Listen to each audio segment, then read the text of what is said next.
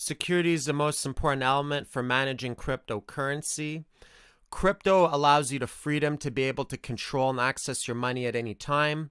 But with freedom comes responsibility, so it is a double-edged sword. You are absolutely responsible for the security of your own private keys, because whoever gets access to the private keys of your crypto will be able to steal them from you and get ownership of it. So having private keys stolen is actually one of the biggest security risks in crypto. And one of the ways to mitigate this risk is to use a hardware wallet such as Trezor or Ledger Nano.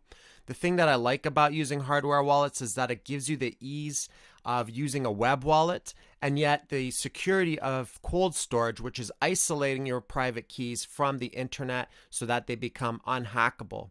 For any of your online accounts, it's always important to use two-factor authentication. What this does is it acts as a secondary passcode. You can use an app such as Google Authenticator to be able to generate that. And if someone steals your password, then they actually need to get access to your phone as well to be able to get into your account.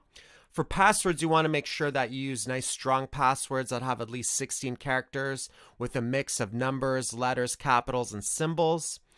Protect your primary email or the email that you're securing your accounts with, two-factor authentication as well, because if someone hacks your email account, they could reset a lot of your passwords.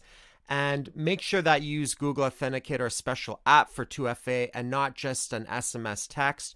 The reason being is that a lot of hackers have socially engineered their way into people's phone accounts through their phone service provider. So make sure that you call up your phone service provider and have some additional security questions and maybe a PIN code to be able to access the account so that somebody can't pretend that they are you. Counterparty risk is also a big problem in crypto. We've seen many huge multi-million-dollar hacks, such as Mt. Gox and various other exchanges have gotten hacked, as well as going bankrupt.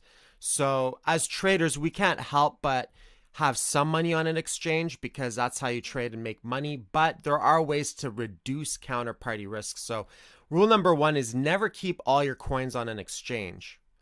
It's always important to keep the majority of your coins on cold storage and just trade with the percentage of your coin on those exchanges. And then whatever percentage you have, let's say you allocate about 20% of your crypto portfolio towards trading, take that capital and divide it amongst several exchanges. So I generally like to use 5. So if one exchange goes bankrupt or gets hacked, then even my trading capital isn't completely wiped out. And anytime I use a new exchange, I always make sure to properly vet it. So you can do some research, see if the exchange is in good standing. Oftentimes there's warning signs where people will start complaining of the inability to withdraw their coins ahead of time before an exchange goes bankrupt or gets hacked. So make sure that the exchange is in good standing. And sometimes exchanges that are in good standing get hacked anyway, so just acknowledge the risk and plan accordingly.